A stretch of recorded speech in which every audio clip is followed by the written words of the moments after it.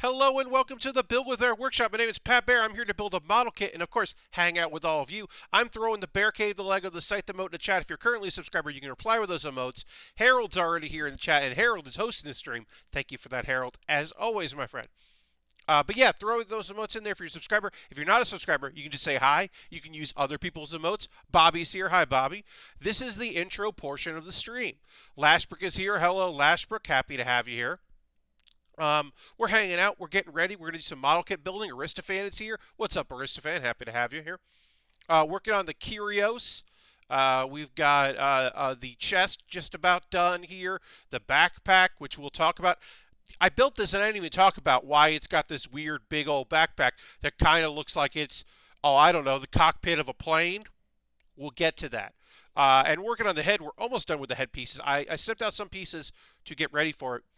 Now, while we're in the intro portion and my screen is the biggest it possibly will be, I will point out that I have dressed the set a bit. You can see right over here, that bookshelf is usually against the wall, kitty corner to that door, the door there. Now, if you're saying, Pat, are you blocking an exit? Are you just like, is that in there? You have to understand that there is space, that this is not up against the door. There's a whole lot of space in between the door and that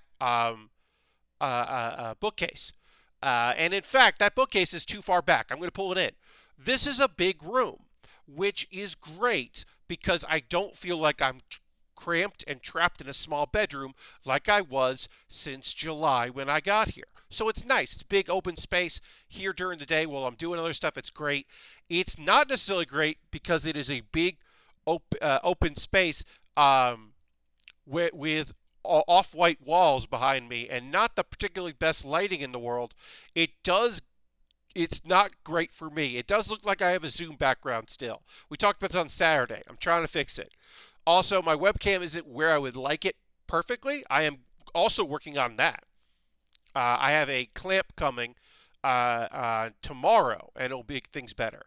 And then I'm figuring a bunch of stuff out. I also I need to use my camera, my phone as a camera on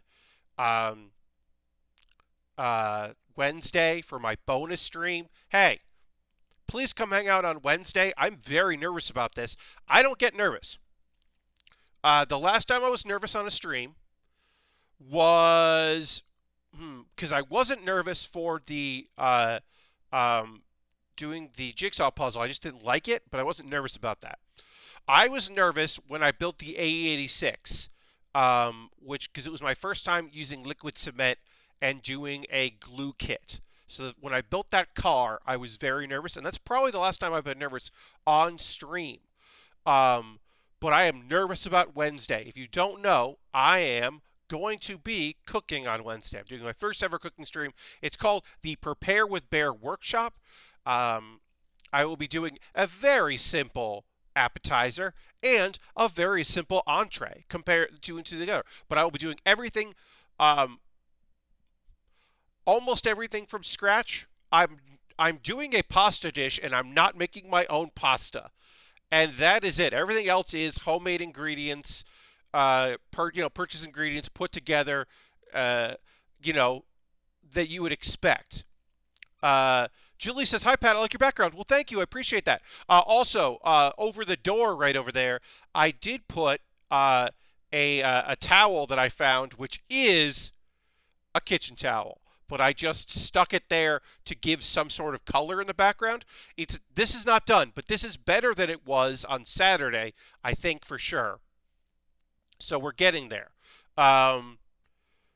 Oh, Bobby Desroller just subscribed to Tier 1. That's 7 months. Thank you so much. Let's throw the emotes in the chat. Bobby, thank you so very much for renewing your subscription. Thank you for being here for 7 months. Appreciate that. But yeah, let's throw the emotes in the chat and thank Bobby for continued support. Appreciate it very much. So yeah, Wednesday I'm doing cooking. But yeah, I'm not going to make my own pasta, but I am going to take pasta and put it together. I don't think people were expecting me to do that. But let's say I was making a dish that had a sauce, which I am. I'm making that sauce. It's not like I'm not using a jar or anything. I'm making the sauce for it. I'm going to say what it is on Wednesday, but there's an appetizer. We'll get into building here, and I'm going to talk about this because people followed along yesterday during the Superb Owl hours where I was not watching the big game. I was doing something else, and we'll talk about that. Let me go retweet my tweet so we can get into this. Thank you for the retweet, Harold. I appreciate that. And we'll go to the overhead here. We'll just move that aside. So I'll explain what this is, and then I will explain. I'll start talking about that as we continue working on the head. So this is our chest unit here in front there. This is the back, and you're like, Pat, what's up with this back part here? It's very detailed for a backpack, and it's also strange. It's like a tail. Well, that's because this unit transforms, and eventually it will be a plane, and this is or a flight mode, and this is the cockpit.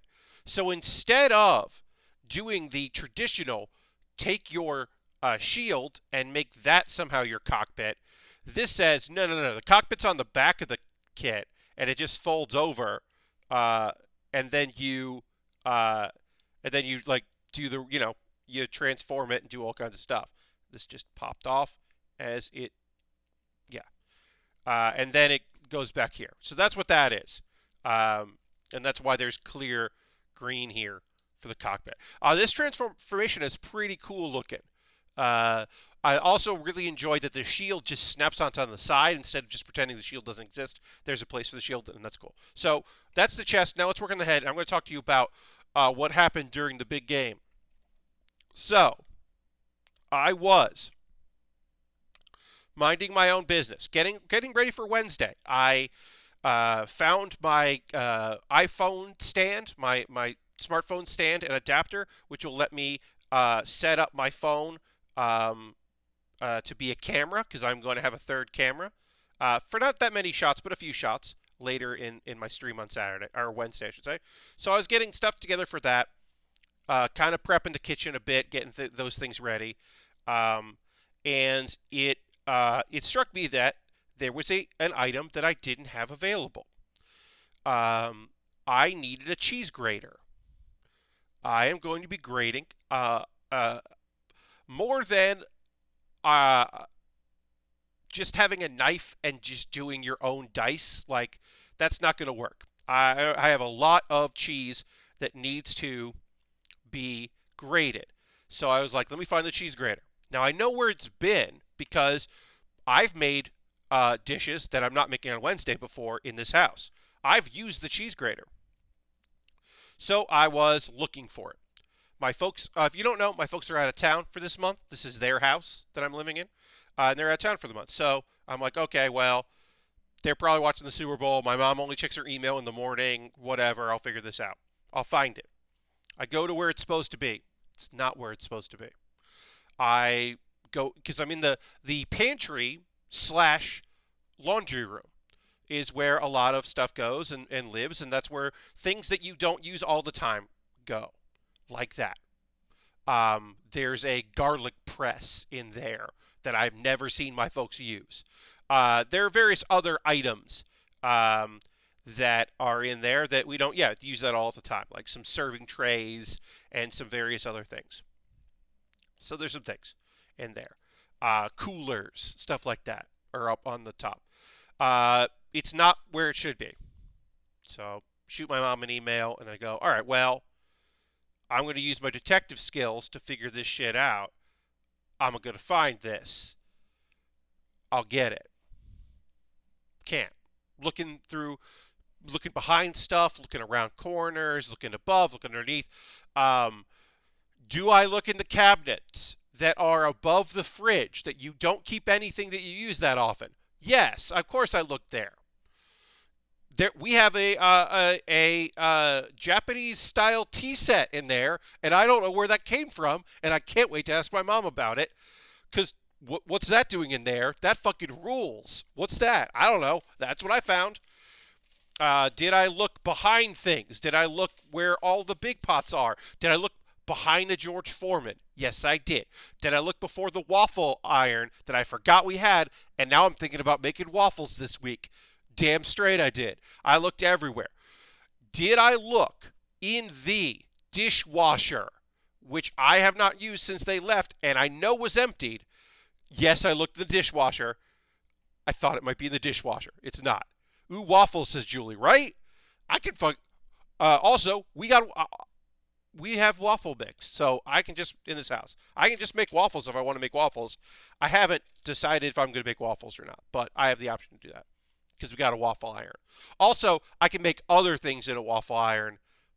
Thinking about doing that. Uh, okay, so that's not there. I look all throughout the kitchen. I even looked because now some people in their stoves, they don't use the broiler that the way some people use the broiler. You open the thing, you put it in there, you broil that way. Some people open up the stove to broil in there and then use the broiler area below the stove to store things. I looked in there.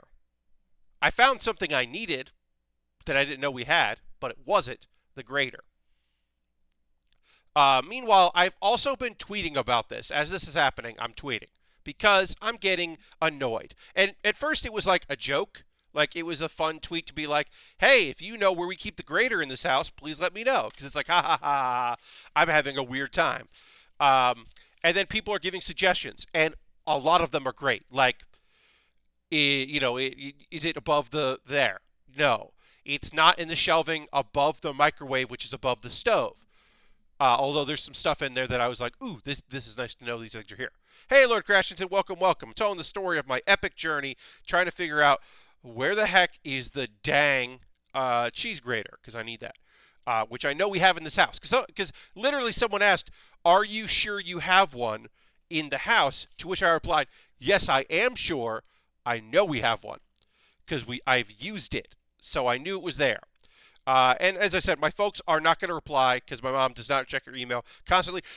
I could have texted her and she would have gotten a sound and she would have looked at her phone. But I was like, this is not worth text. This is not a texting issue. I will figure this out on my own. I will make this happen. I can do this. I don't need this. Sounds like a good way to lose your mind for a few days.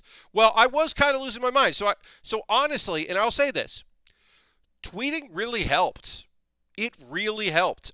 Being able to... okay. So, I use white or gray on the white parts, but I use black on the yellow. So, I'm going to use black, I think, on the back here. I'm going to get this piece on. I'm going to do this first.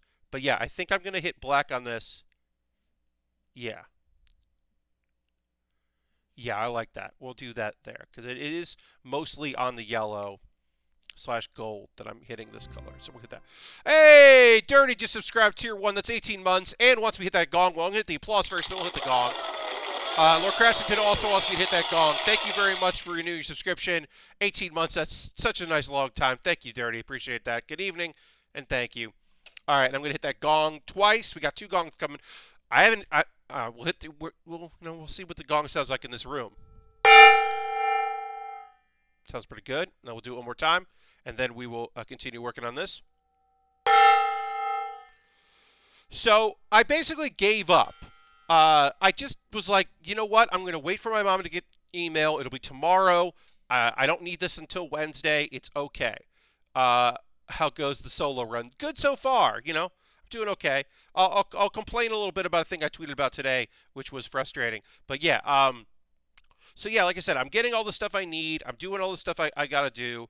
I'm feeling pretty okay about everything. But I can't find this fucking cheese grater. I just can't find it. I know it's in the house. I can't find it.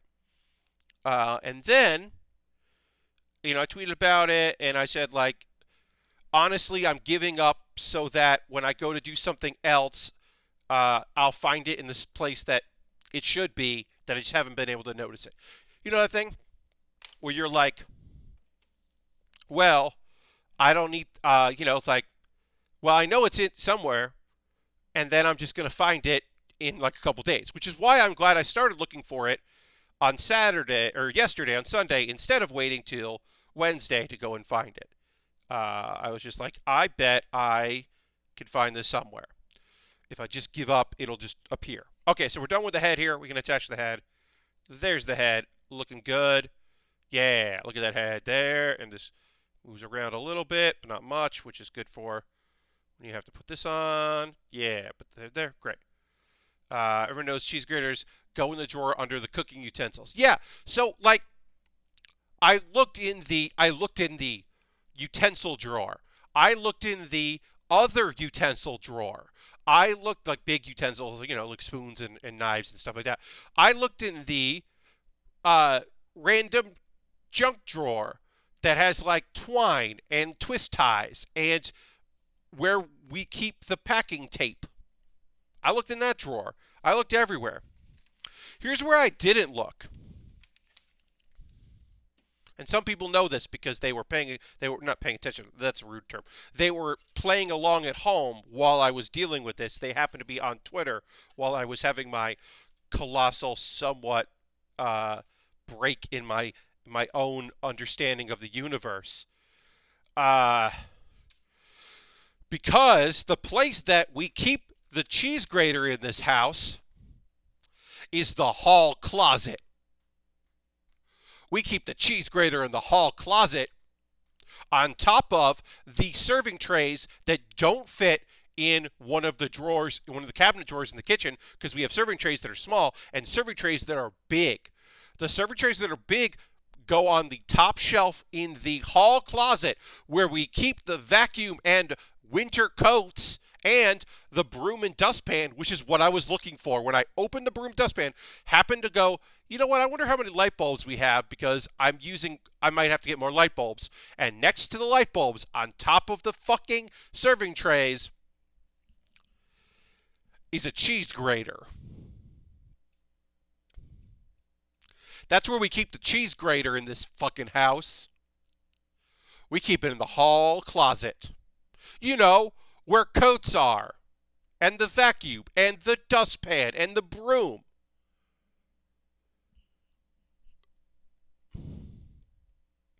And the big pitcher that I don't think anyone in this house has ever used. We don't use, it's almost like a punch bowl. We don't use that. We got one.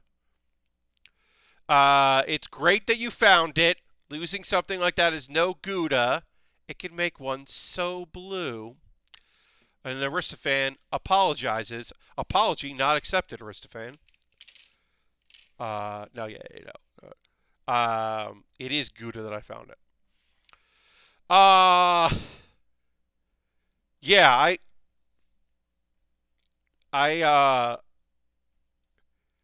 as I said, I knew I would find it when I stopped looking for it, but that's not what I meant by that. And just so you know, that's not where I'm keeping it.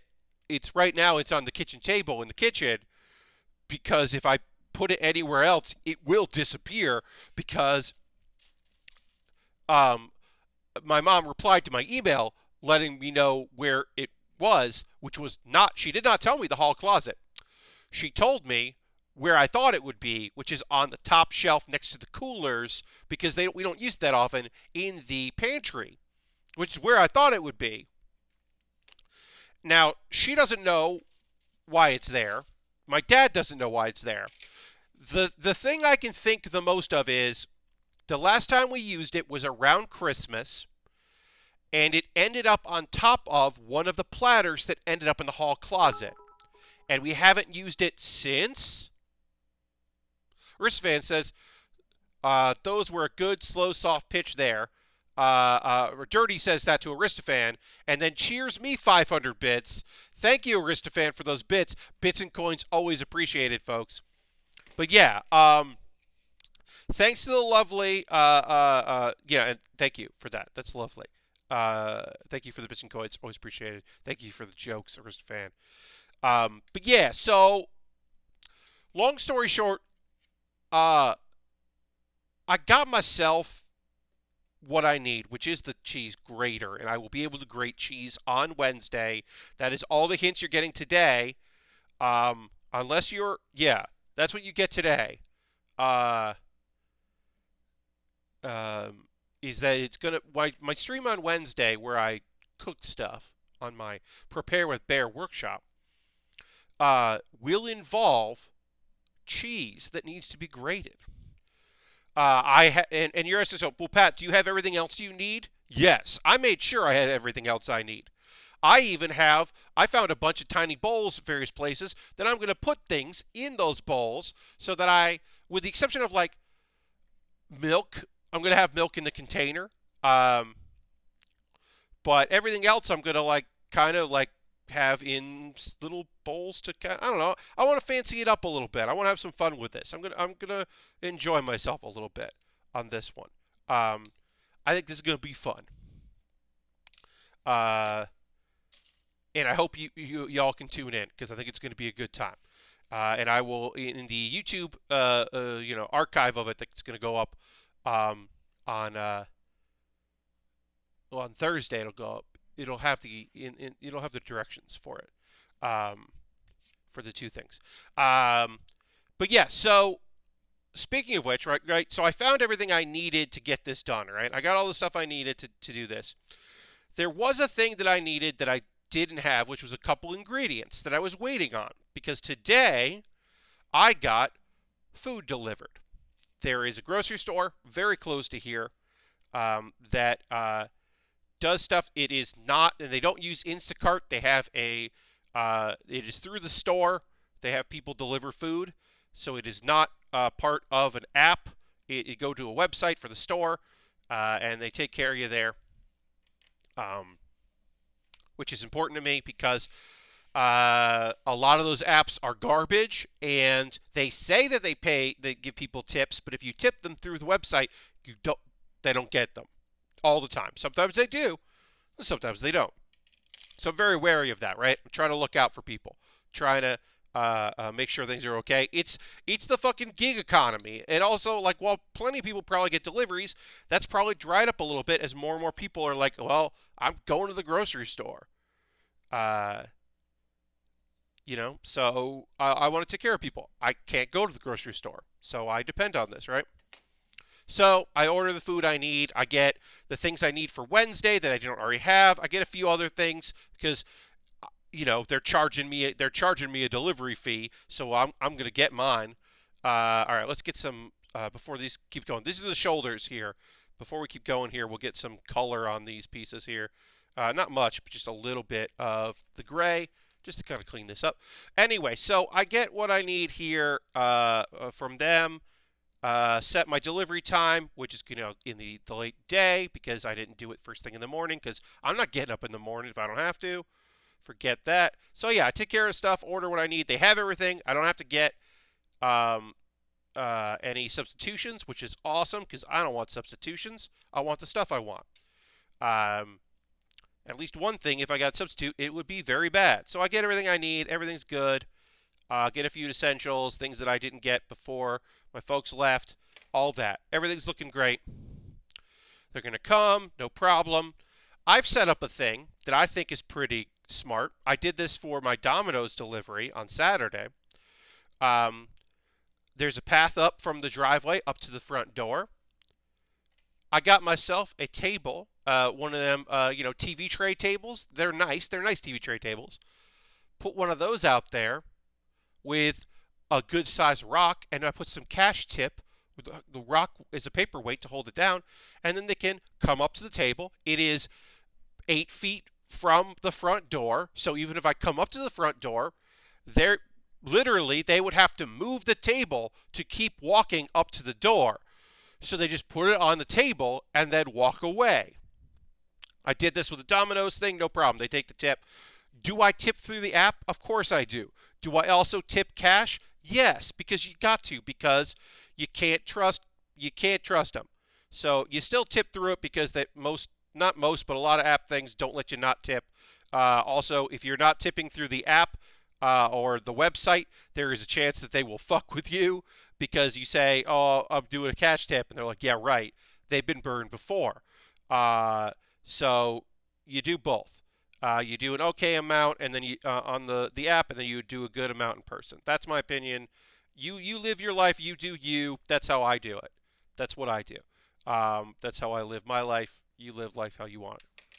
I'm not judging. I'm just saying. Anyway, take care of my tip, put that out there, right? When I did Domino's, no problems. Everything's cool. Person puts it up, says thank you, can see me through the door. I wave, no problem at all. They're nowhere near me. Now, somebody who I know said, you're paranoid. They'll just leave it at the front door. That's fine. What does it matter? You don't have to put a table out there. You can just like whatever. They're professionals. It's their job. Well, to that I say, the person who delivered my groceries today was not wearing a mask. So I'm glad that I didn't open the front door to that person if they had rung the bell to find them without a mask on. So I'm glad that they put it on that little table, which then I, brought the table in, emptied the bags, cleaned my hands, put on, did everything I needed to do here, wiped some stuff down. No produce purchased, so didn't have to scrub anything like that. But then also, hell yeah, did I also then get out the old antibacterial? Yes, it did. Take care of business. Did they do not default to just ding dong dash? So Lashbrook, I'm always wary of that because I almost never see any grocery delivery people. Well, I know that when I first got down here, my folks were doing delivery. And I remember distinctly opening the door to find somebody standing there holding my groceries or holding my parents' groceries. And I didn't have a mask on when I opened one door. I didn't open the other door. And I was just like, just leave him there. And the guy was like, oh, I'll bring him in. And I was like, no.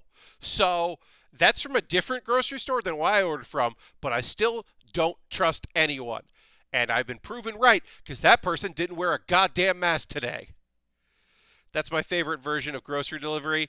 Never do I want to see the person who delivers my junk. Yeah, I mean, look, yeah, you don't want to make eye contact with someone and just be like, because, I understand. Somebody did my shopping for me. I didn't order a ton of stuff, but I did order. They did have a good deal on hell of a good French onion dip, and I did purchase 2 hell of a good French onion dips, and I did not purchase any chips because I have chips, but I did not have dip, but it was on sale, and so I got 2 of them. And I don't want someone to be like, who just buys dip? Because I got chips. I don't need to go get them and show you. So yeah, I don't want somebody to judge me for buying dip without buying chips. I got them. I didn't need them from you.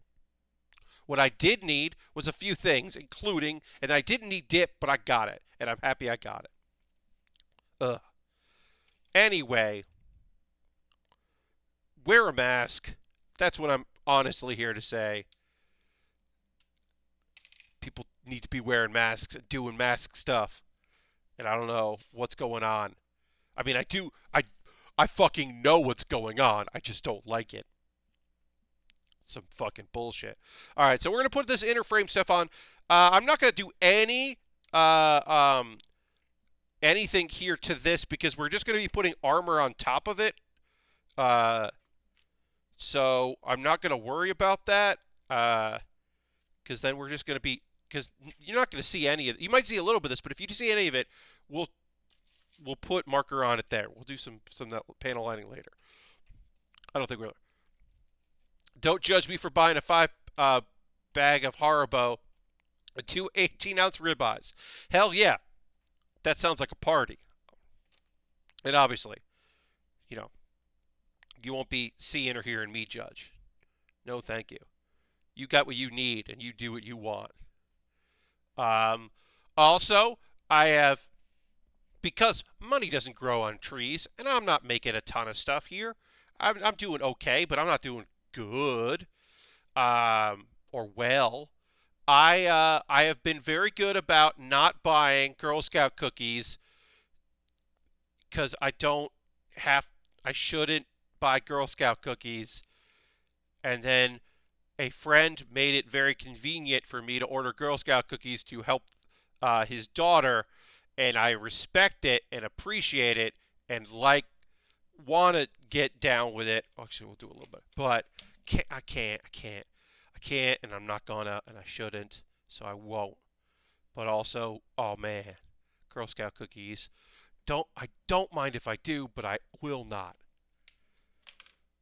Because I'm in this house by myself, and I don't even know how long it's going to take to get here, but like, before they come back, but like, nah, I can't.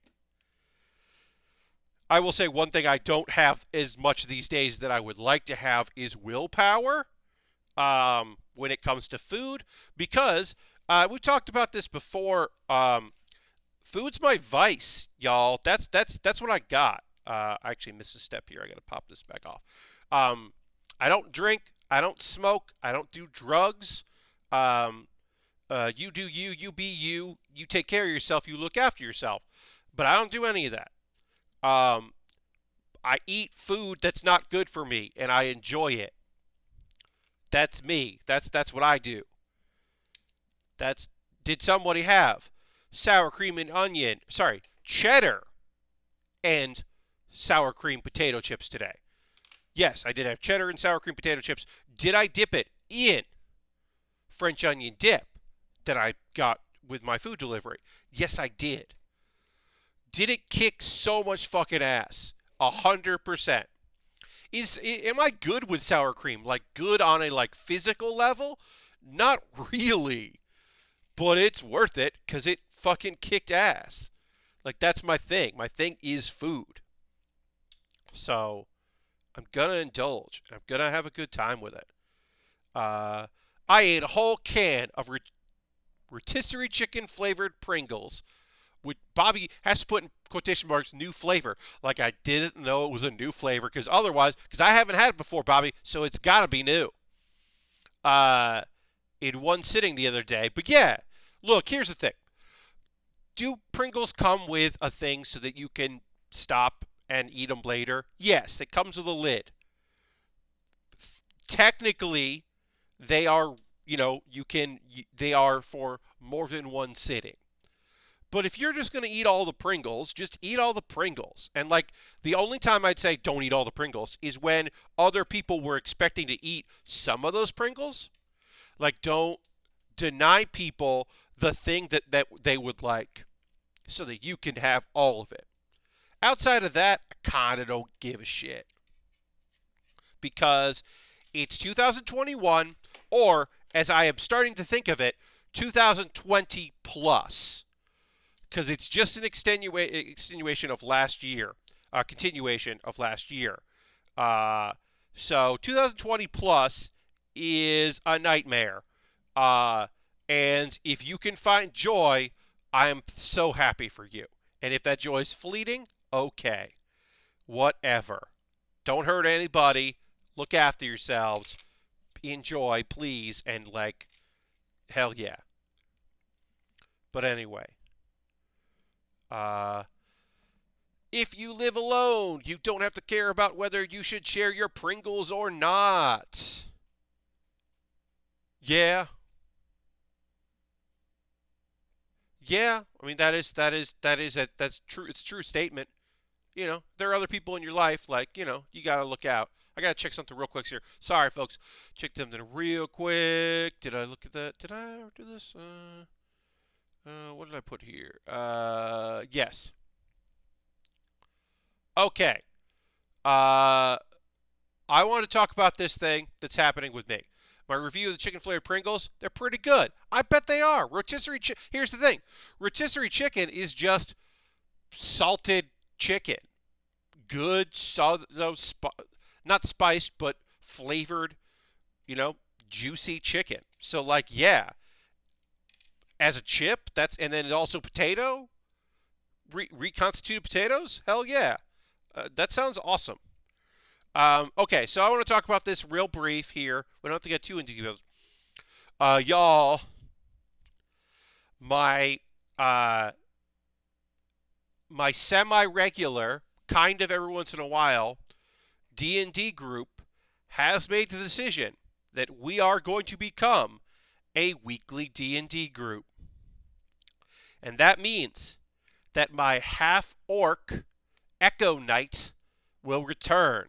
Because we basically decided we played 3 games of just like sessions of just like random characters, and then we were just picking the ones and kind of like building a party that makes sense because we weren't building a party that made sense before. We were just having fun, and it was like, okay, we should try to like complement each other and have like, a healer and like damage and then like whatever and like a character we want to play and that kind of stuff. So we kind of decided what we were going to do, which included me going for my Echo Knight. And here is the best part. This thing rules. This is the best part of doing this, right? One, I get to play with people. They're very fun.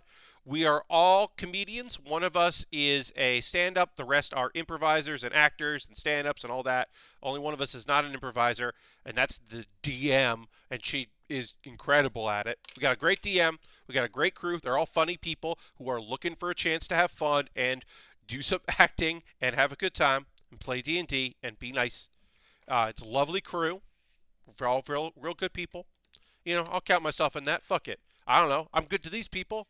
I don't know if I'm good in life, but I'm good to these people. So I'm counting myself in and that we're all good people. One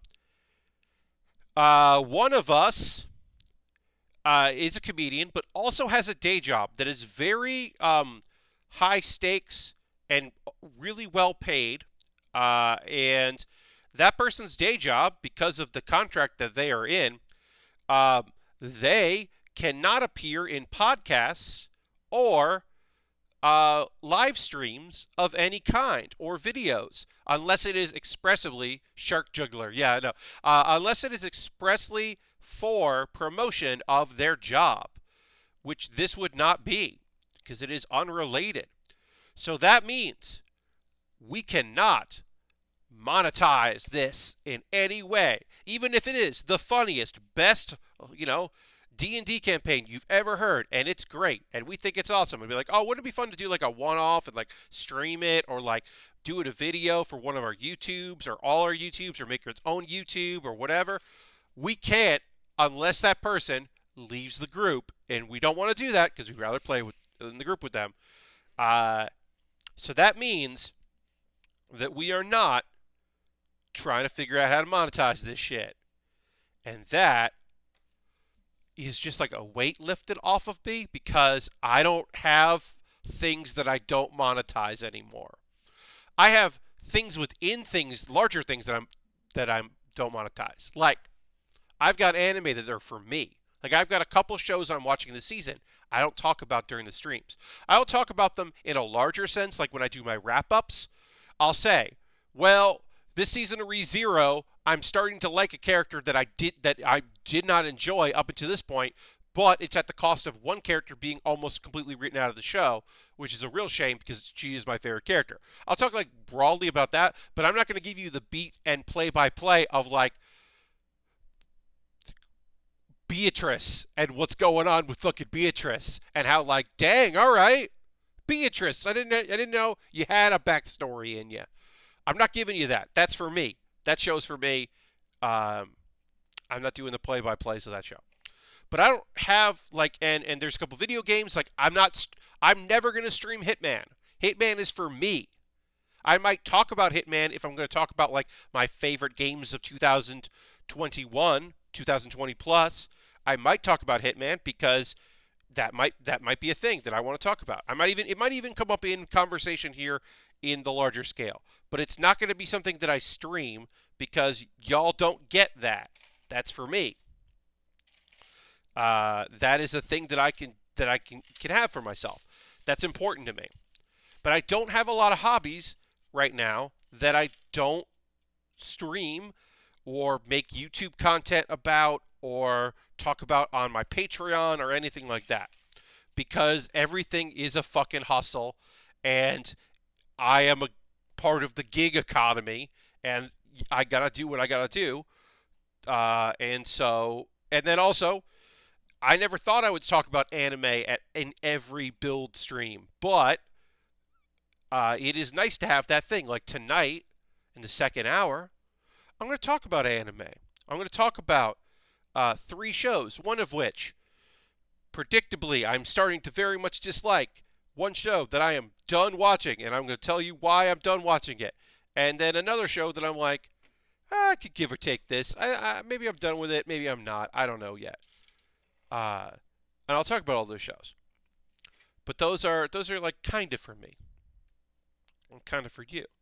So to have a D&D campaign, or maybe I'll chat with you all about it, like, oh, y'all, because it's going to be Saturday afternoons. So Saturday nights, I'll probably say stuff like, I did this thing and it was pretty fun. But you're not going to see it. You're not going to hear it. You're not going to know what the deal is.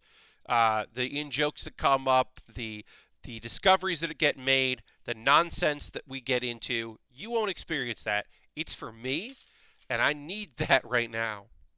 So I'm happy to have it.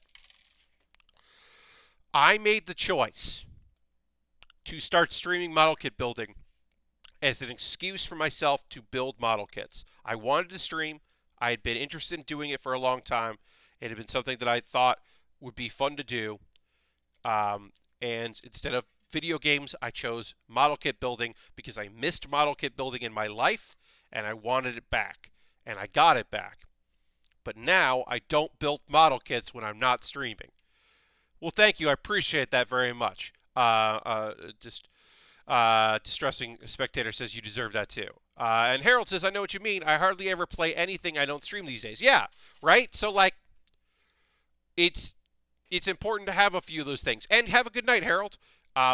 Like, I play a lot more of Hearthstone than I stream. But I still stream Hearthstone. And that's just a thing because that is a bonus stream that I can do every week, and it's something I feel like I could talk about and have fun doing, and so I do it. But yeah, having a few of those things are important. This was an excuse to get back into model kit building, because if I was like, well, every Thursday for an hour and a half, which later became 2 hours, I'm going to stream, and then it became 2 nights a week of 2 hours. And then it became 3 nights a week of 2 hours with a weekly bonus. It used to be once a month I did a bonus. Then it was, well, and I'm going to do it weekly. And now I'm going to stream. I'm going to build 3 nights a week. I do 6 hours of building a week of model kits, which is great, and I love it. But also, if I bought model kits to build that I didn't do on stream, that would feel weird.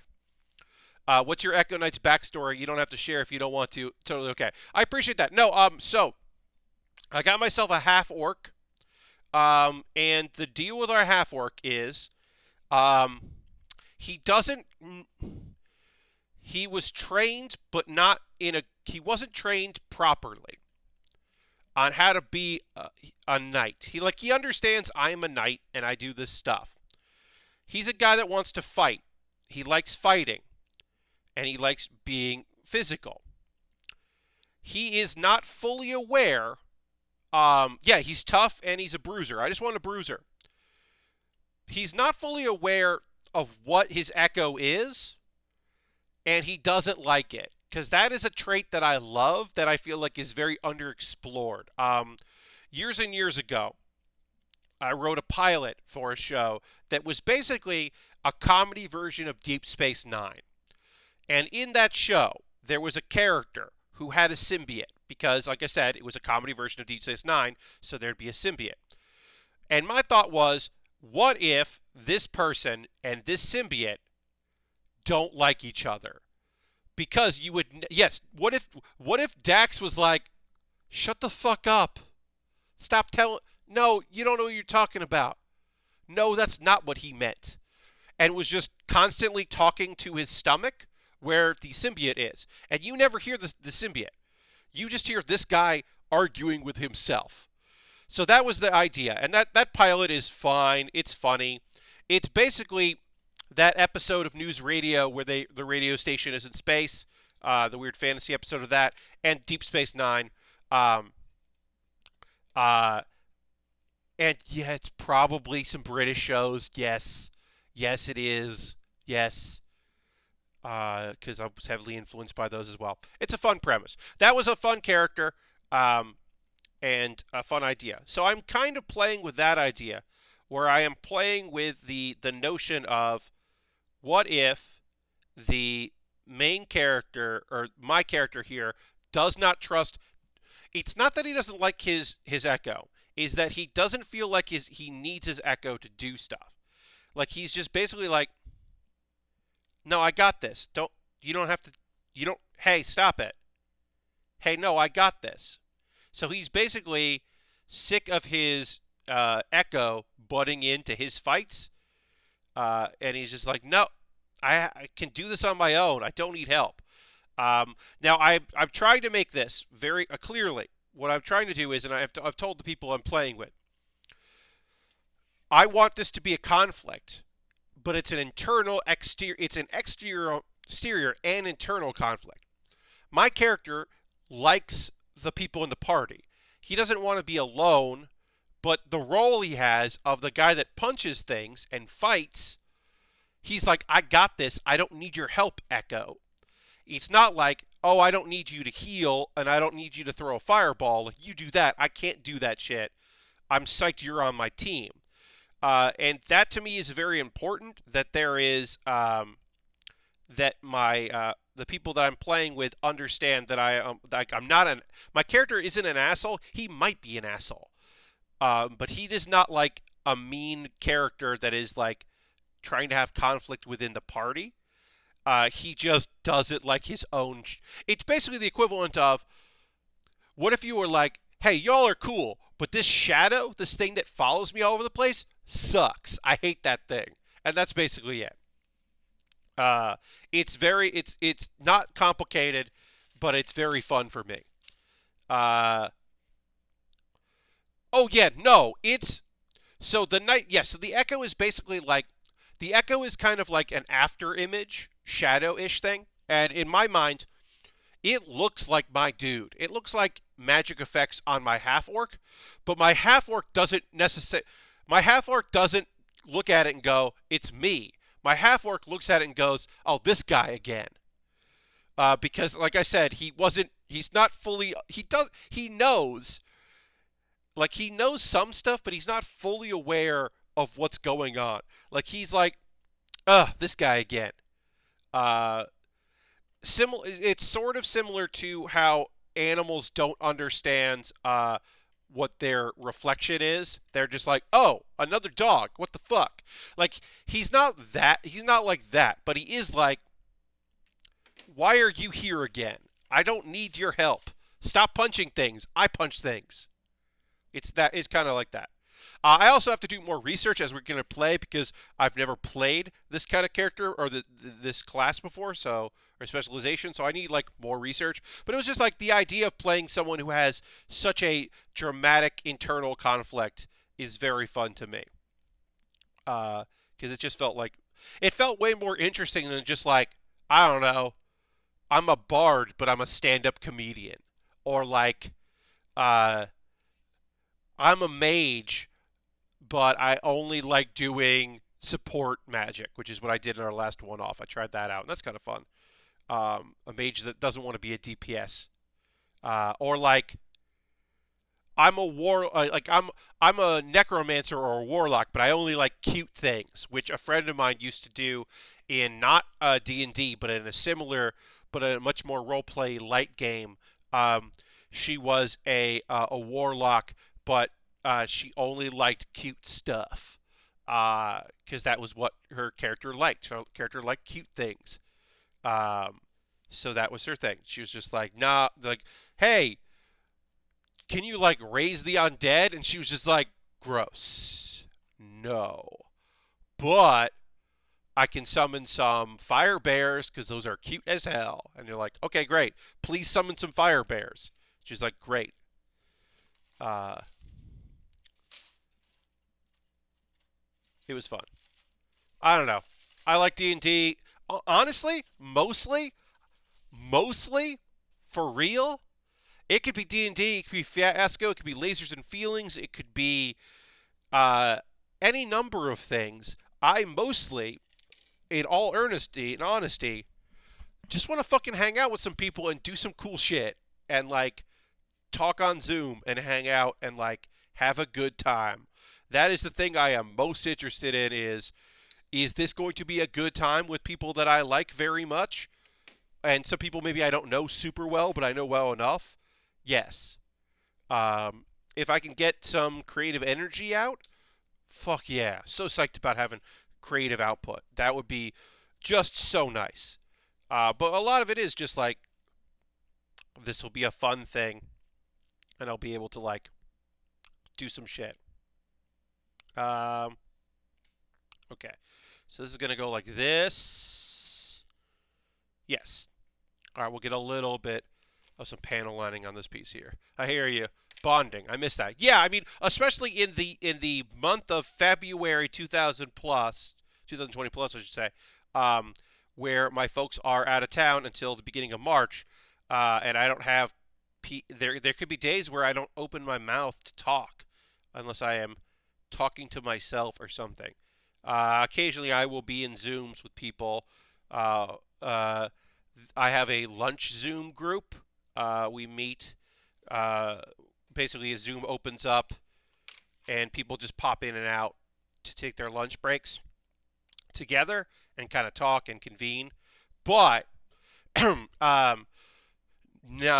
would say 80% of that group is watching WandaVision, and I'm not, and that's okay, and it's fine that I'm not. But and I'm not like, oh, I'm not watching it, so I can't be here. It's mostly like I'm not watching this, and they feel bad for wanting to talk about it with me in the room, and I'm like, no, it's cool. But there's another friend of mine who's just like, all right, I gotta go. Bye, everybody. You're gonna talk about WandaVision. I'm out. I can't. I'm out. Because yeah. So I'm not. I'm like, okay, that lunch group is fine. And some days not enough people are really there, and like, there's. I'll say this right. I don't think this is gonna get back to my lunch group on Zoom. And if it does, I will deal with the consequences. But there's somebody in there that I don't like. I don't like them at all. We have never gotten along in the meat space, and I wish they weren't part of the group, but they have not done anything to the group in order for me to be like, hey, this person sucks. I wish that they had not been invited to this group. That is not my place if it is just me being me and not getting along with this person and old shit. Now, if that turns into new shit, like they're being a complete asshole and they're being garbage and they're making people feel uncomfortable or unwelcome, then I'll bring it up. But if my only issue with this person is I don't like them from shit that happened a long time ago. I wish they weren't in this group. That's not that doesn't help anybody. That's not gonna become a thing. I can I could just be like fine. Like I don't need to get in on all that. I can be the bigger person. It's all about compromise. Uh, Keep it real, Pat. Why don't you look at this person? So I can't get into super details about it, but this person um, broke a promise a long time ago, and this is the thing about me, y'all. You might not know this. Is the Noid? It's not. Look, you should avoid the Noid, but it is not the Noid. Um, Here is a thing about me that I will let you all in on. I am a positive person. I am a positive cheerleader. Uh, I will gas up my friends. I will shout from the rooftops. I will encourage them. I love them.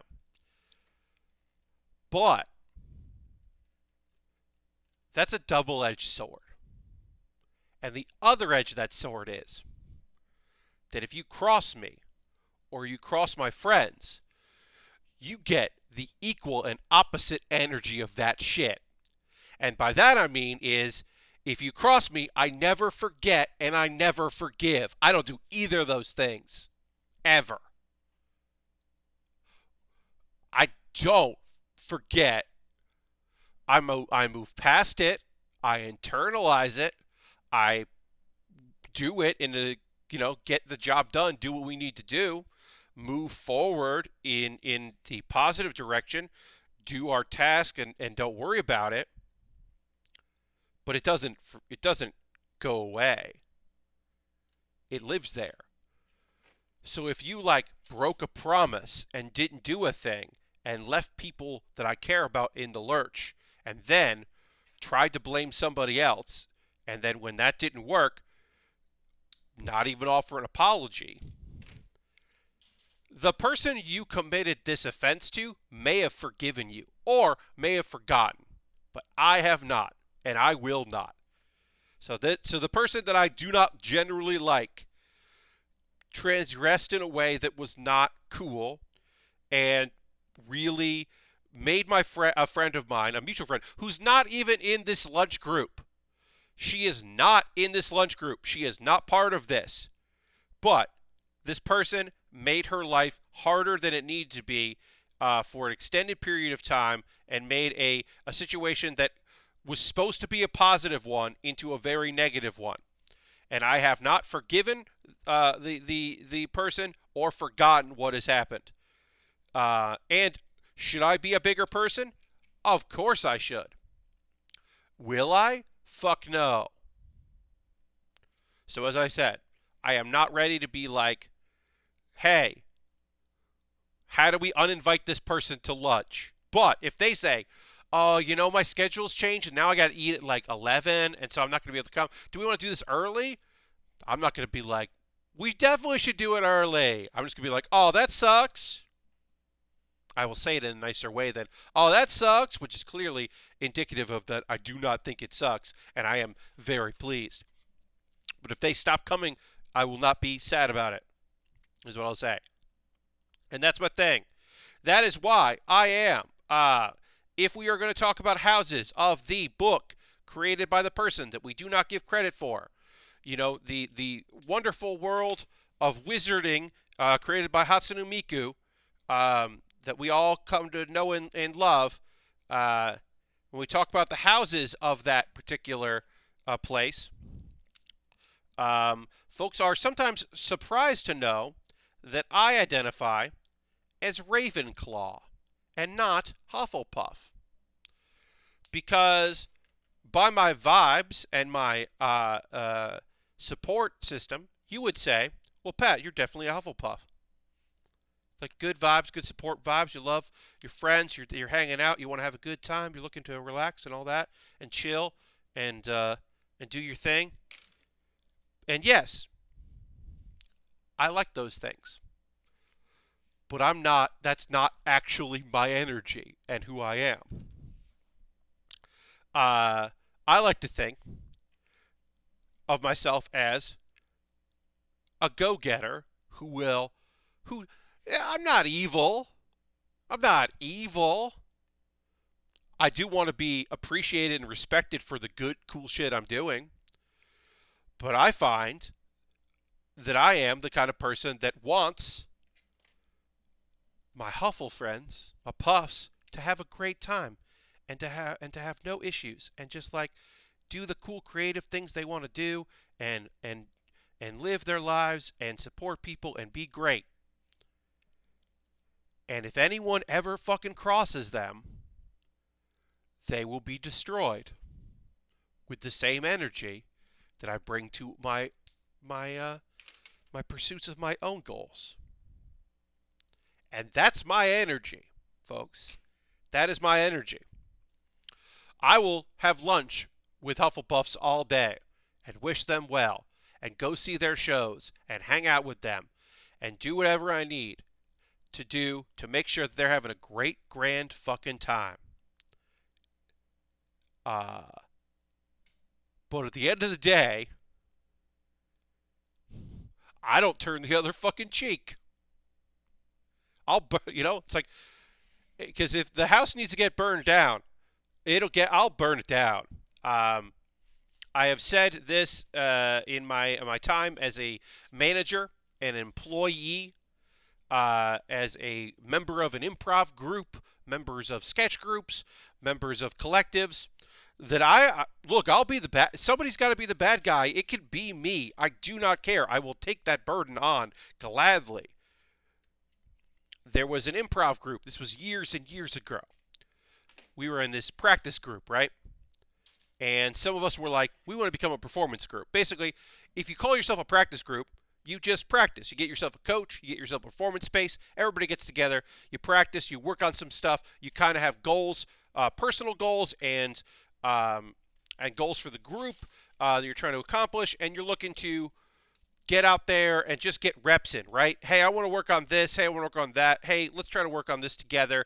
Also, maybe we're feeling bad about our own improv, so let's find some ways to have more fun in the improv we're doing, right? And sometimes practice groups become performance groups. You're going to go do indie shows. You're going to get booked. You're going to come up with a name. You're going to solidify who's in the group. You're going to try to do shows because doing shows in front of an audience is where you want to be. You don't think this group is going to go anywhere per se, but it's going to be fun, and you might as well hit that performance stage because you do. At a certain point, you just need to get in front of people and do all that. I'm the guy that in our practice group, when we switched to performance, approached two people who had not responded positively or negatively to us becoming a performance group. And I said, hey, no hard feelings. If you don't want to become a performance group and you just want to be on a practice group, I don't want you to feel like you will feel bad for not going to shows or not replying to emails. This is your chance to not do this thing that if you don't want to do it. And no one's going to be mad. They will be mad instead if you just kind of like are unhappy in this situation and it is very clear you're unhappy. And one of the people was like, no, I want to do this. And they dropped out a couple months later after being very flaky and annoying. And one person said, yeah, I just want to be in a bunch of different practice groups. I don't want to go do shows. Thank you so much. This was awkward. This is not awkward. And that was because even if no one wanted to say anything, I don't care. It's going to waste my time otherwise. I don't got time for that shit. I will be the bad guy. I will tell people, you need to pay me money for these things that we're doing here. And if they're like, oh, I thought we were just, it's like, yeah, we are, but you got to pay. Like, I got no problems being the bad guy.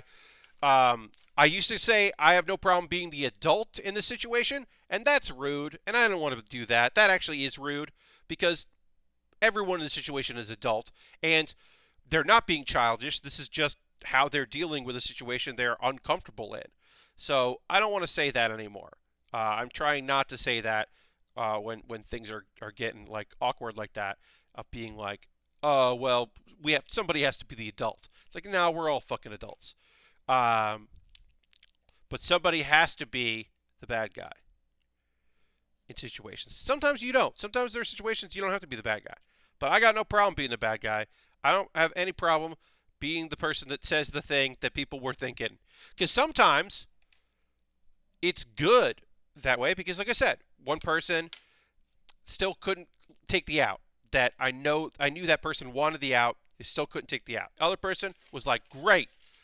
I don't want to do this. This is my out. Thank you for giving me this out.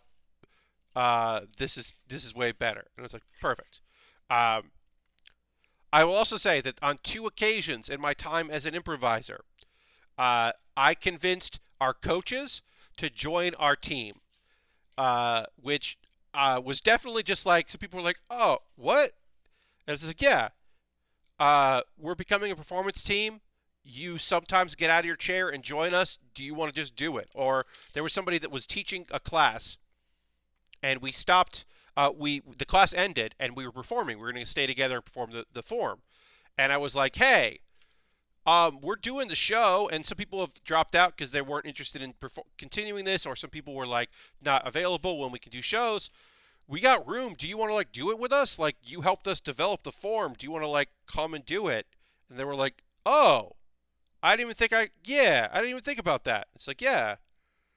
What, am I not going to have like a person who helped develop the thing we're doing do it with us? Like, why wouldn't I ask you to be in it? Cause like, I don't know. That was one of the benefits of being in a situation for a long time like I was, is that I don't know. Me being me, I have turned people who didn't know me into people who don't like me enough in my life to like not worry about that anymore. Like, I still try to be like a nice person about things, and I want to be able to work with people and have people want to work with me and all that. But there are some times where I'm just like, yeah, I don't, like, we can dance around this, or we can like figure this out. I don't know. I'm more for let's figure this out than dance around it. For good or bad. I think there are definite benefits to that kind of, and then also, there are times where there are people who have said, I don't like working with Pat. I would prefer not to. because he is blunt about some things that I don't think he needs to be blunt about. And yeah, it's like, yeah, I get that, and I'll take that criticism. Um, but as I said, uh, oftentimes I'm just like, yeah, but the alternative is that we don't do anything. We just don't do the thing. I'd really like to do the thing, so nah. All right. I'm hopefully putting these arms together. We're going to take a pause for the cause in a moment or two. I didn't even realize what time it was. I've been just fucking talking about bullshit for a little while there. But let me get some ink on this, and then we'll take a pause for the cause, talk about ways you can support the channel, and then we'll get back to building as always. And then I'll talk about some anime. So let me get this piece on here, and then we'll just working on our arms. These are the shoulder pieces. Well, we did the shoulder pieces, and these are the arms. I was called blunt for a long time, but then they just started calling me an a-hole. It's a real thin line. Yes. Yeah, that's the thing, right? Like, I try to be something where it's like, oh, I'm not being aggressive about this, but I am cutting corners. Like what I did, because in the example of the indie group, right? I will have some water. Thank you. In the example of the indie group, right? I knew where this was going. I could tell that there were people who were not replying to emails, that didn't seem jazzed, that had no input under what our name is, which is important. They weren't going to stick with the team when we transitioned from practice to performance.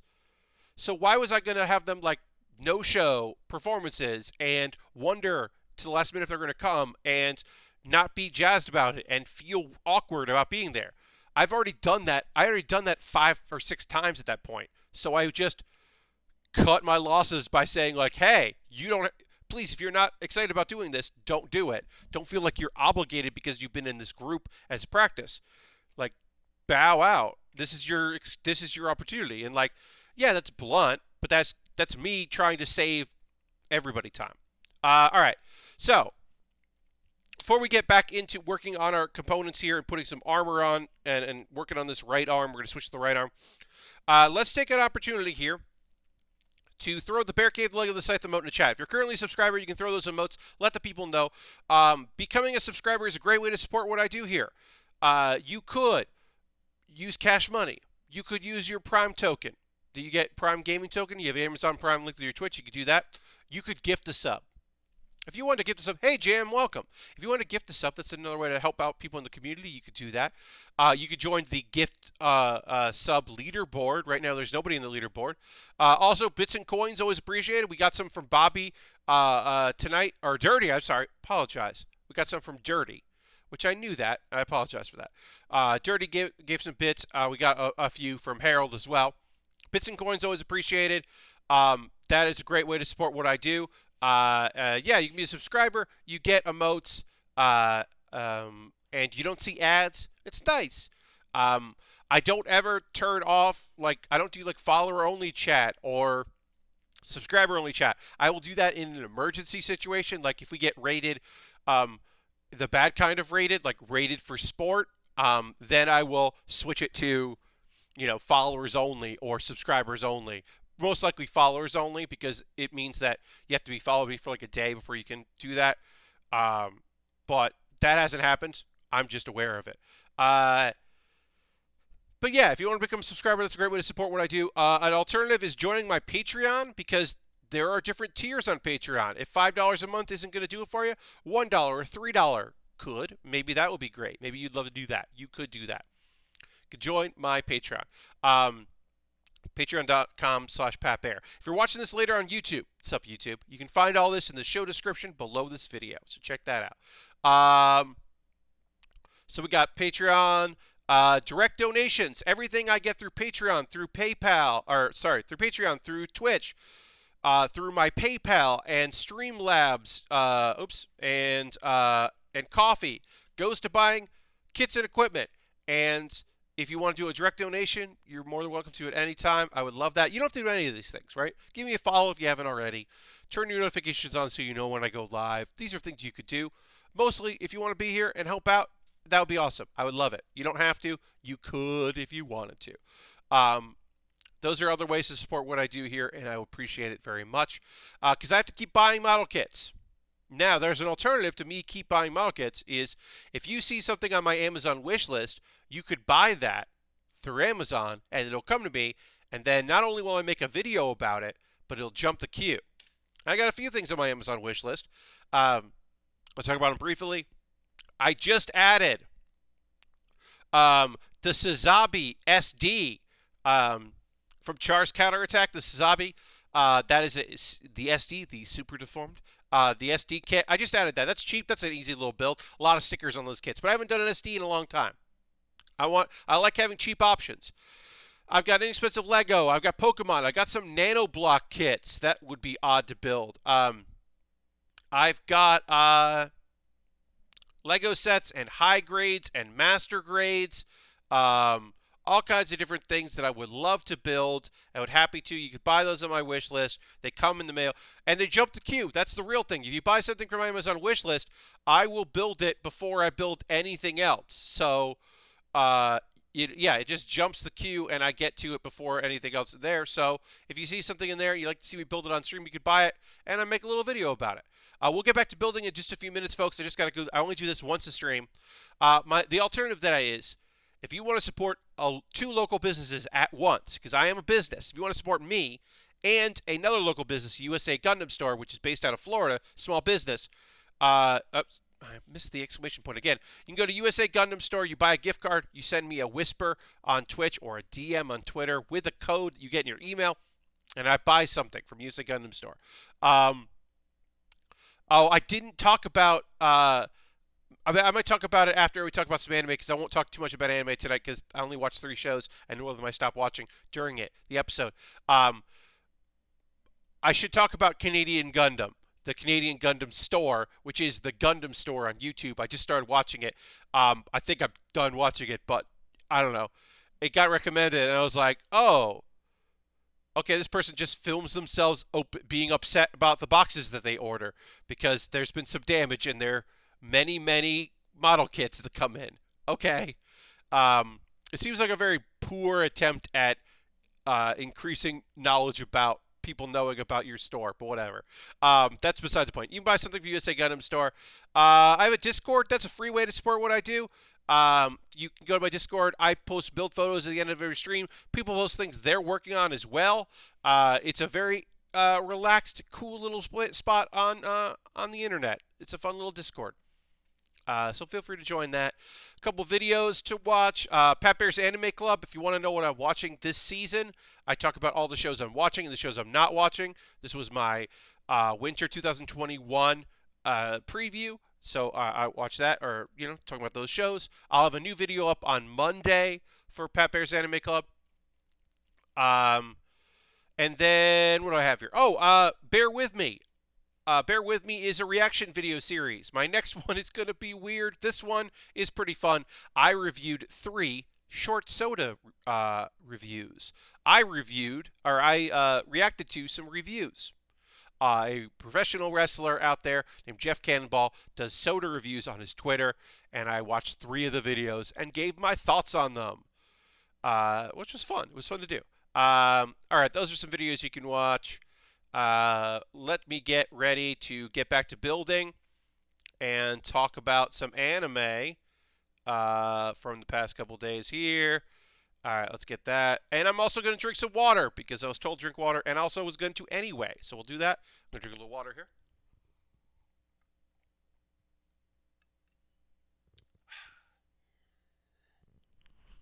Great.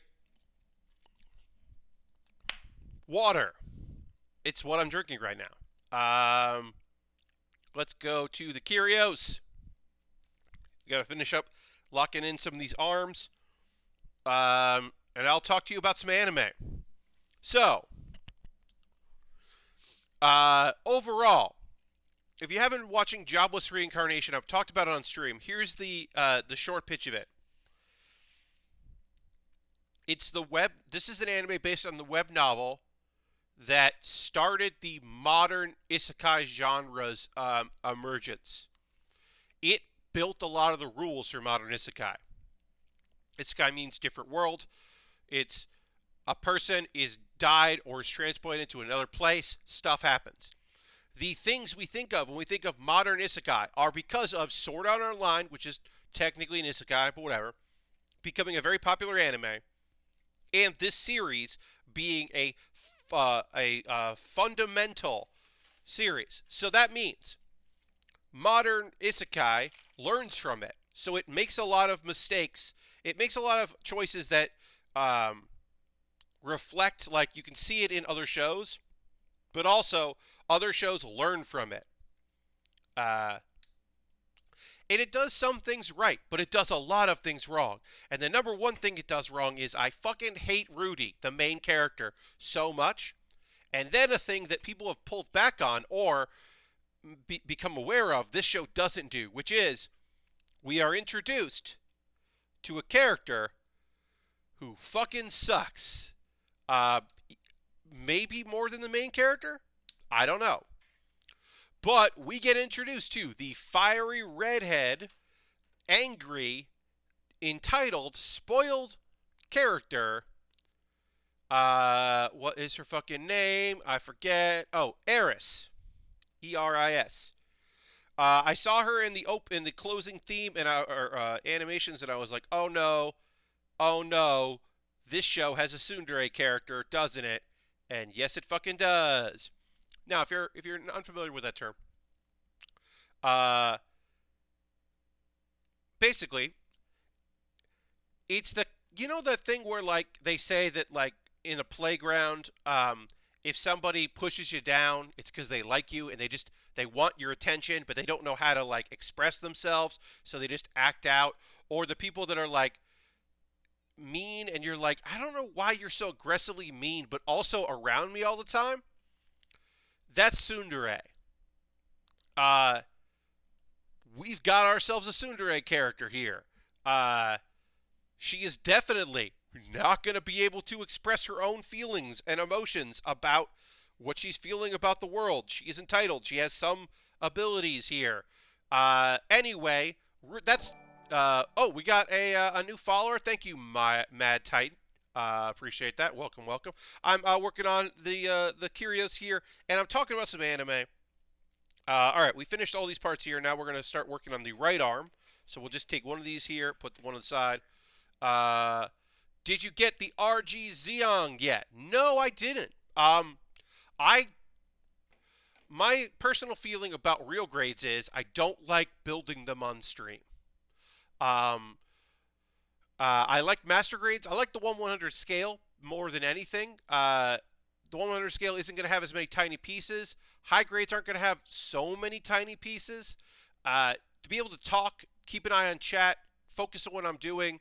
In this case, talk about anime, talk about the stuff I'm excited about that's happening in my life. Working on real grades on stream is difficult for me, and I'm not a huge fan of doing it. And since all of my model kit building these days is on stream, I tend not to get them. It looks fucking rad as hell. It's a Zeong. It looks great. But I'm not really a model kit builder that deals with real grades these days. Because they're just so fiddly, and I think it looks rad. I'm excited to see the folks I know who do it in their free time. I'm excited to see what they end up with. But yeah, not necessarily for me at this time. Okay, so basically, Jobless Reincarnation, the anime I'm watching right now, it is the foundation of a lot of modern isekai, so it's making a lot of the faults that happens in there. We knew that Rudy got a job. We found out the job is, this girl is the mayor's daughter at this big town, and they are distantly related to Rudy. He's going to get some sword training from this awesome beast woman who is a sword master, which will hopefully help him out. And, yeah. So, basically, you got a spoiled brat, doesn't want to be trained, doesn't want to listen to him. He's younger than her. She knows better. She's violent. It's a whole thing. And he comes up with a fucking scheme that, for some reason, the mayor agrees to, which seems like nonsense, but here's the scheme. The two of them are going to get kidnapped. So she's going to put her in a little bit, like fake kidnapped.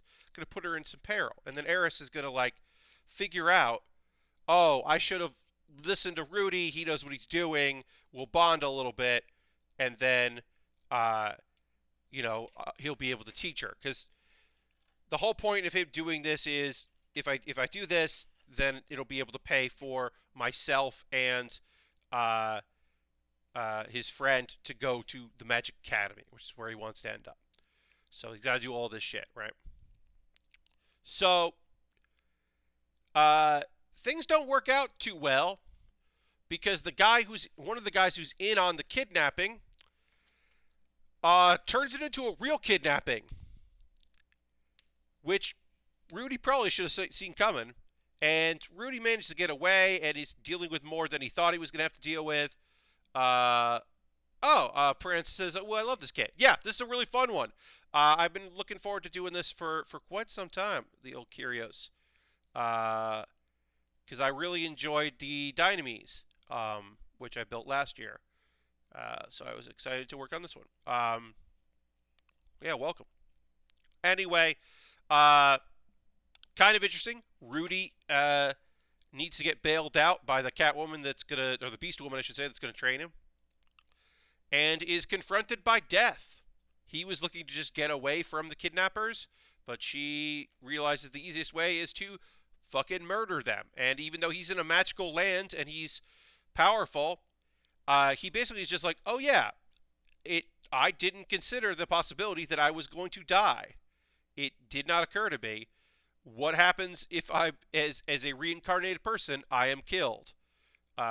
Which is interesting, kind of.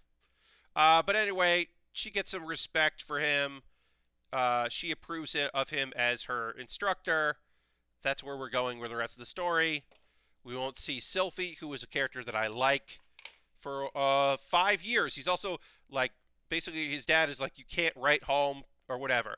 One thing I will point out is I'm wondering if maybe they were like, well, we got 2 little kids right now who seem normal, and our son is weird.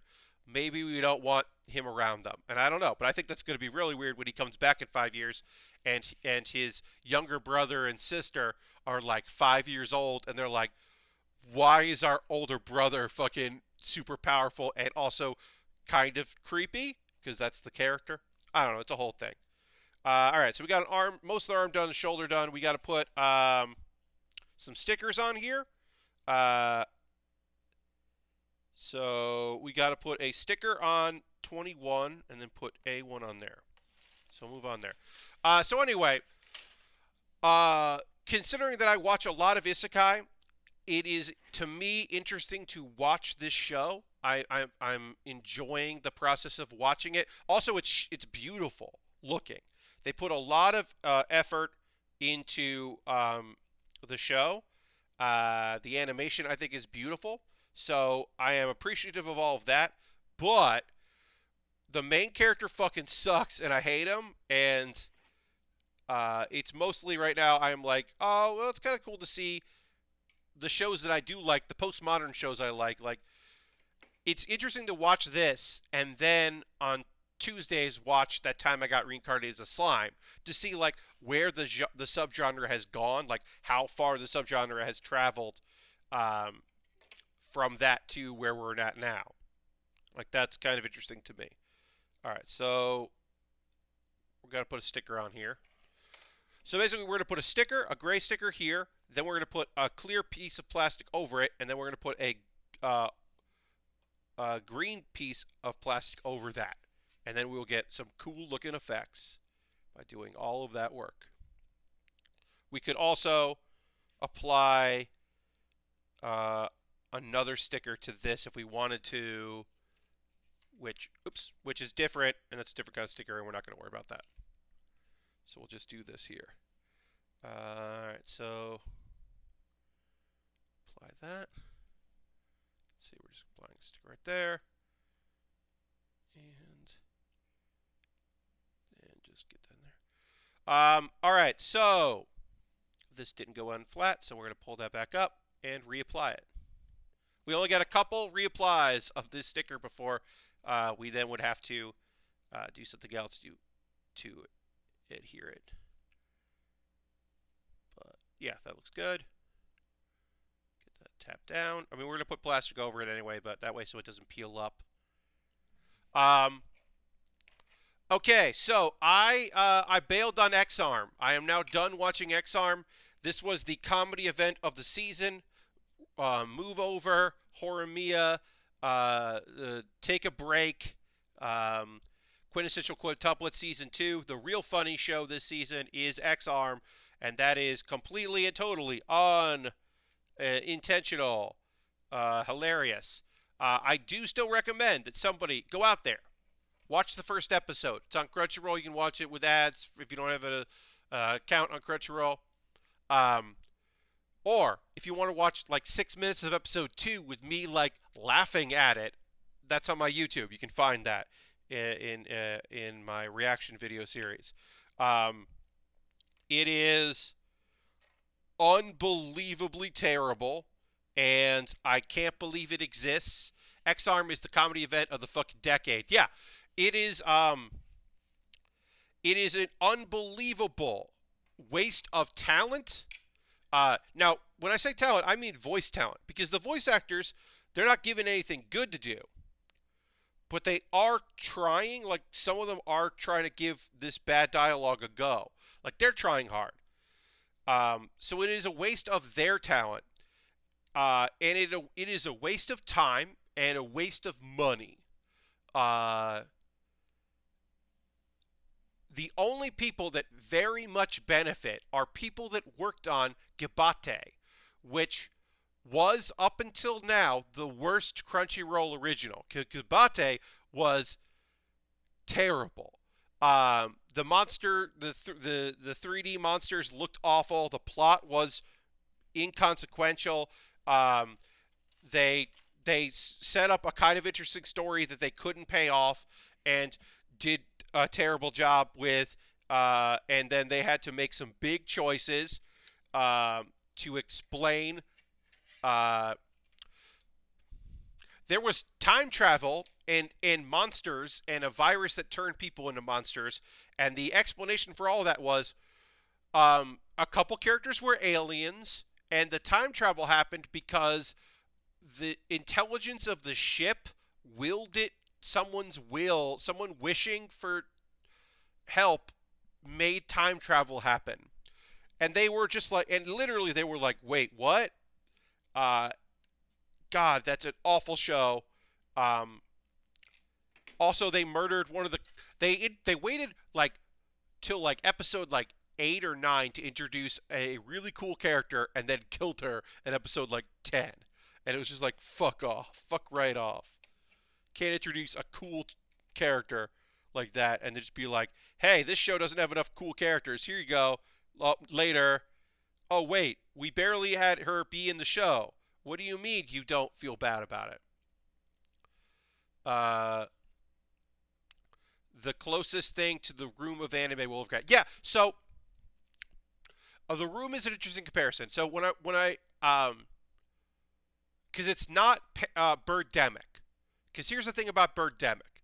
There are people, the actors in Birdemic are like, oh, this is a goofy movie. The director didn't believe that. Almost no one in the room thinks they're making a bad thing.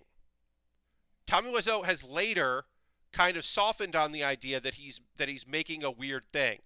But at the time of production, Tommy Wiseau did not think he was making like a strange piece. That is a later development that basically the world was like, oh no, you're making something very weird, buddy. This is a weird thing that you've made. And then he was like, oh, yes, yes, yes. That's what I'm doing. I made a weird thing. That was not his intention. But this is, so X-Arm is apparently like, I don't know if it's a good graphic novel, but it is a graphic novel. It's not a wholly created thing. It's based on a series. And I feel bad for the people that love it. Because there's got to be people out there that are like, they're making an anime about X-Arm. Yeah, they're doing an X-Arm anime adaptation. Oh, cool. This cool cyberpunk future thing. Because it's not good. Nobody who's working on it, or anybody who's in charge of it, none of them have a background in anime. They got a live action director. The team that's doing it, the thing they're well known for is being a outsourced studio that does things for like backgrounds for video games. They did mocap for everything, but you can't just do mocap and call it a day. You have to animate the mocap stuff, and they're not. So some characters have no expressions outside of fighting. They cover up a lot of the fighting with fog effects to try to make it look good. There's a scene in the first episode where there's just straight up fire in the background, and it is an after effects of real fire. It's not the fire you use in anime. It's the fire you use in a movie that you digitally add. It's real fire in front of a 3D model of a lady. This sounds like a huge money loss. I mean, I hope they didn't invest a lot of money in it. I mean, they're taking a lot of risks. They're trying a lot of stuff. I've liked most of the Crunchyroll originals. A few of them haven't felt like they've been for me, but overall they've been cool. This is not good. XR source material is pretty decent, nothing exceptional, but fun enough ride to feel like not a waste. Yeah, there are so a lot of the characters are 3D, right? And they come up against a problem, which is there are doing a 3D model and doing motion capture for some characters doesn't make any sense because they are only in brief moments. So those characters are done in 2D and stand next to those 3D characters. Like, that's not terrible. And it is. And it looks so bad, and it is bad. And everyone involved should feel bad about it.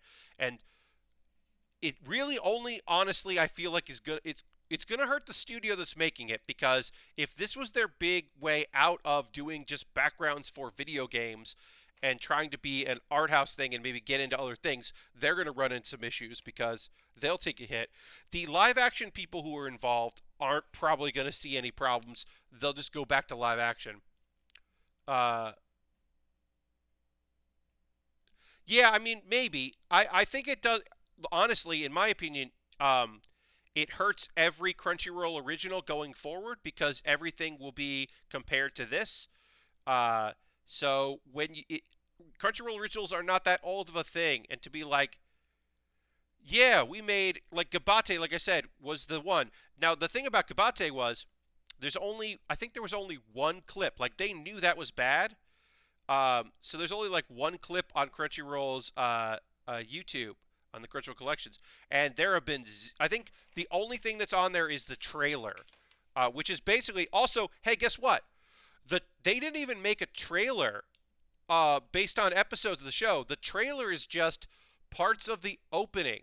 The OP is the trailer for it with a little bit of text, and also the text says something like, a revolution in science fiction anime or something. Like, it's, but they didn't like they know, like, you won't see clips of it on Crunchyroll. They're not, like, on Crunchyroll's YouTube. They're not going to, like, try to make people think it's good. It's even funnier because last year we got one of the best cyberpunk anime of all time in Akudama Drive, making X-Arm look even worse comparatively. Yes! And even if I didn't love the art style of Akudama Drive, because I don't particularly enjoy pure 3D, or, I mean, honestly, I like pure 3D. I like digital that looks 2D. When it's blended together for monsters, or, like, the thing I don't like is, like, there's I'm not trying to spoil anything, but there is a piece of technology that just got built in um, Dr. Stone that is clearly 3D uh, uh, CGI that uh, really stands out as looking not great. But it was clearly like, well, this is how we're going to get this piece of technology done, or this piece of thing built. Is we got to do it. We got to do what we got to do, and I respect that and understand it.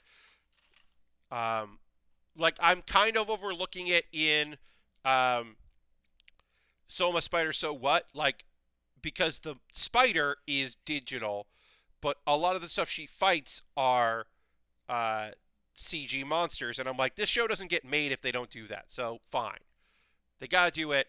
I understand, but they didn't have to make X-Arm this way, and all I can imagine is I have to hope this is the last Crunchyroll original where they don't have a clause that says that they don't have to air it, because like that's I don't know this, but I feel like they had to put it out. Like they're not promoting it outside of it. Like they had to put it out. It's probably said somewhere where like it has to be mentioned that it's coming out. It has to like have whatever. It's got to have like a couple times a day show up on Crunchyroll.com, like in the like, hey, here's what's new. Like they can't put out all 12 at the end, like they can't and just like dump it and pretend it doesn't exist. Like they have to like say that it's happened. They have to say it's a Crunchyroll original, right? But we won't see clips of it outside of the trailer. No one's going to talk about it. It. I wonder if it'll even show up in like lists of their, like, hey, here's the shows we put out this year. So much better. So what works pretty well because it actually animates well. Yes. Oh yeah, they did right. Like the time where it's jarring is when it is a 3D model, computer generated models running around, and then it has to become 2D because the spider directly interacts with it. Like, if you're really sensitive to that stuff, like I am, which believe me, I wish I wasn't, but like, um, when a big monkey monster is climbing to go get at the spider, that's CGI moving around. When the spider is biting into it to kill it and poison it, then it has to be digital because the digital and because they're smartly saying a digital object and a 3D CGI 3D object, if they touch each other, it doesn't look good. And X-Arm doesn't know that or it chooses actively to ignore that reality. So that's why you have these characters interacting that have no business interacting, and it looks just unbelievably awful, and it is unbelievably awful. So that's what happens. Um, but I'm done watching the bad show. Like, I might marathon through it when the season is over, but I was watching it uh, yesterday, just going, I'm not laughing at this anymore. I'm just bored. Like it turned the corner for me. I think it's interesting to check out, but it is just a slog of a show, and I'm not interested in pursuing it anymore. So that's where I'm at with X-Arm. I liked how bad it was, and now I'm done liking how bad it was because it's just so bad. Uh, and we'll see where it goes. All right, so we do closed fist or open fist on this. I don't know yet. And the last show I want to talk about is suppose a kid from the Last Dungeon Boonies moved to a starter town. I'll keep watching it, but only when I'm drunk. Yeah, I think that's certainly a way to go. Like, I'm not going to watch it every week. I might check in with it and go like, hey, what's happening with this nonsense bad show? Where are they at? I think I'll probably just do that. I want to maybe do the trigger hands. I don't know. Right now we'll just do this, and we'll swap in better hands later. I'll do off stream. I will swap in better hands. For now, I'll just do the open hand here. Okay, so I love the premise so much. I just think that this is a bad adaptation. I guess I'm just gonna read the manga eventually of Supposed Kid from Startown. Hey, what's up, JR? I'm doing good. How are you doing? We're getting towards the end of the stream, but like I'm doing good. This has been a fun build. Talking about a bunch of stuff. We're talking about a fun anime that unfortunately. So I like everything about this anime except this anime adaptation. Because I don't know why. Generally, saw your CB East post today on social media. Oh yeah, yeah. It's been 2 years since I was laid off from my career, which is weird. But yeah, very strange. And so I wrote about that a bit because it's weird to think about how it's been 2 years. Um, but yeah, so this anime, suppose a kid Suppose a kid from the Last Dungeon Boonies moved to a starter town. Um, and basically, most shows are like, hey, we want to be like 2 or 3 seasons. We want people to read the manga. We're going to be, or people that are a big fan of it will get that and they'll buy merch and there'll be we'll advertise the show or the source material by doing like an anime and leave them wanting more. And suppose a kid changes up that idea because it says, what if instead of doing that, we just try to do as much of the manga as we possibly can in one season. So by episode 4,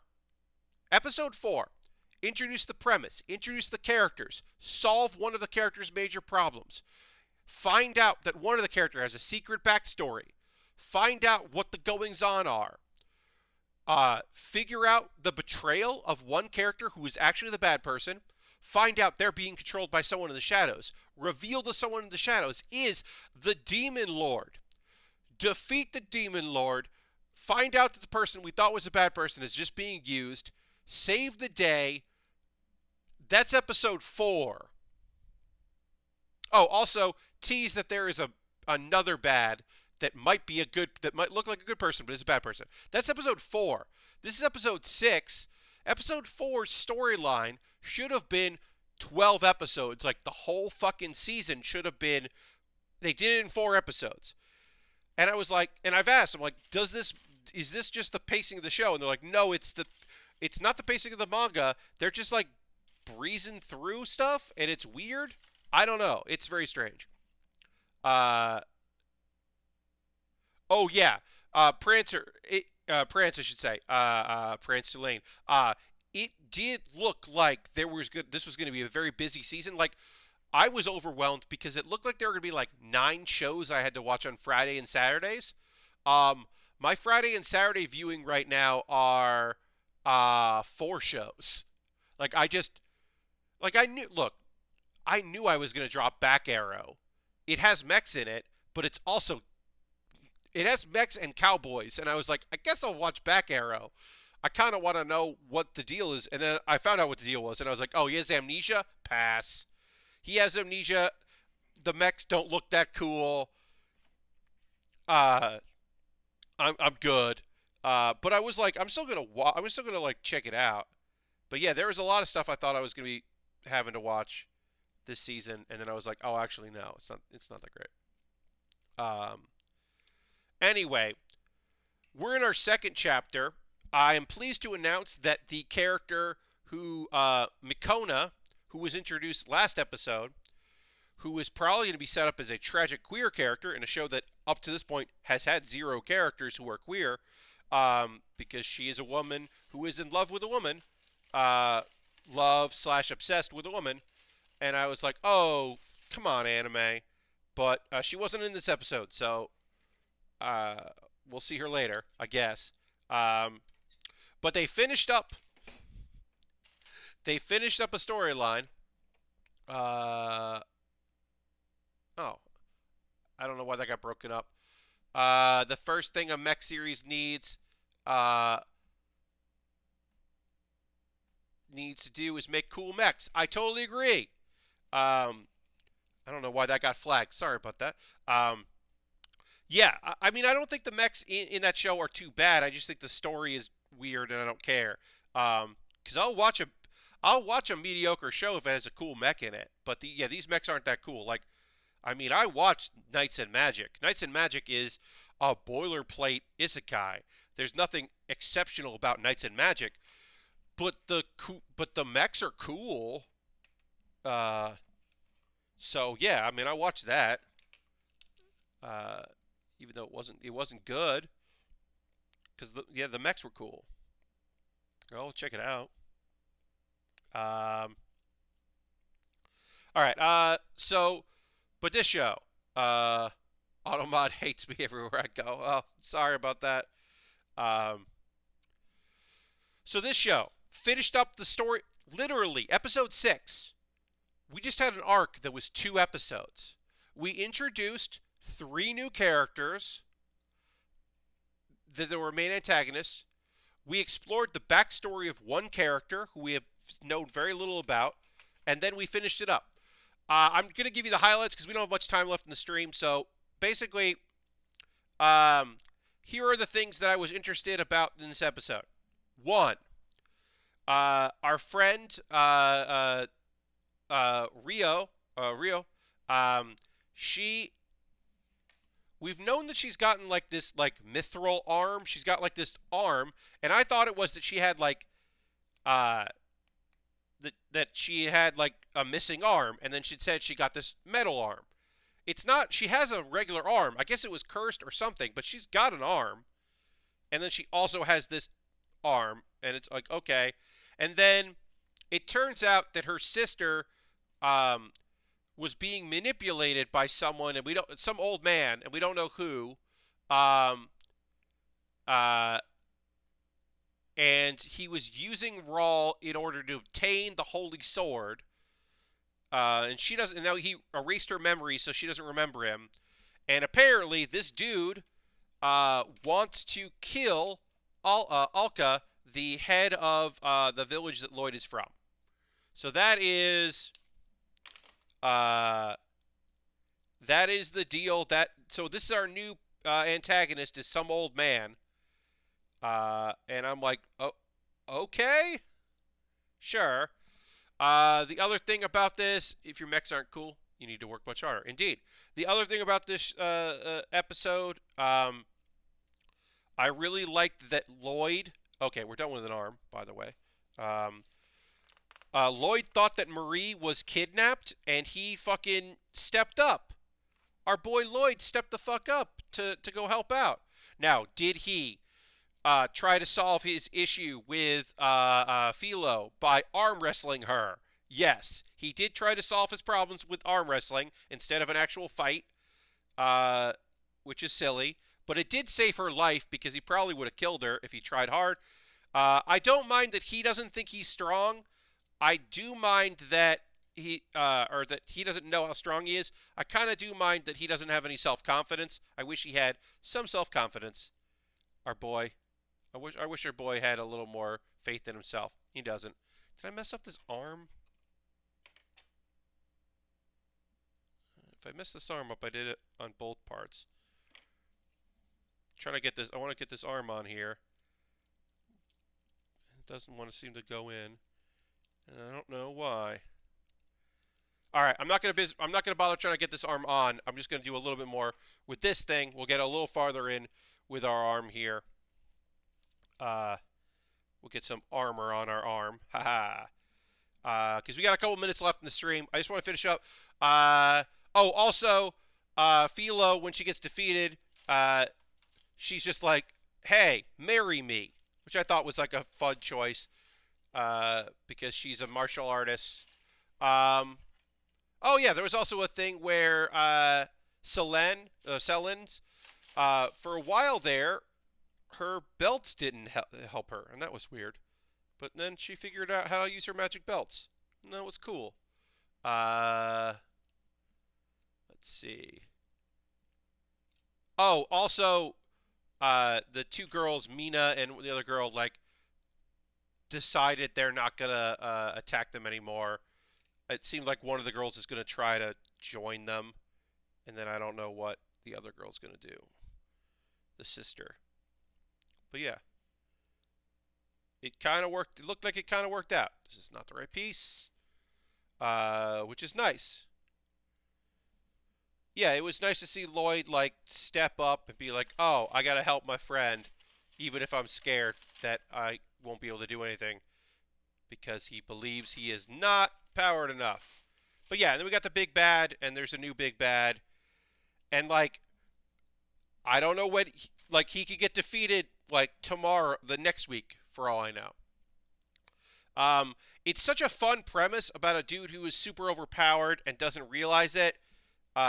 And I just think if the pacing was a little slower, like I said, last episode, we met our supporting character's sister who betrayed her, and like who gave her this, who now we found out is, was being controlled and manipulated, but like gave her this arm so that, like, knowing that if she pulled the sword out with the arm, she would die doing it.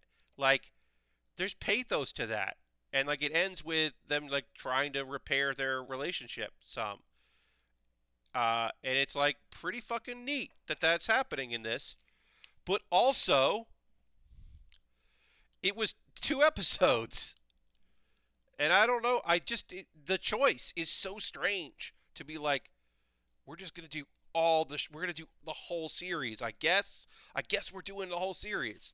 It's just very strange. I don't know. I still like it. I just wish that it was paced differently. Yeah. I don't know. Also, this is now the second time where the supposed main villain was just manipulated by a bigger evil force, and that's fine, except this is episode 6, and we just saw that in episode 4 because it's paced so quickly and it's happening so fast. We just witnessed that happen.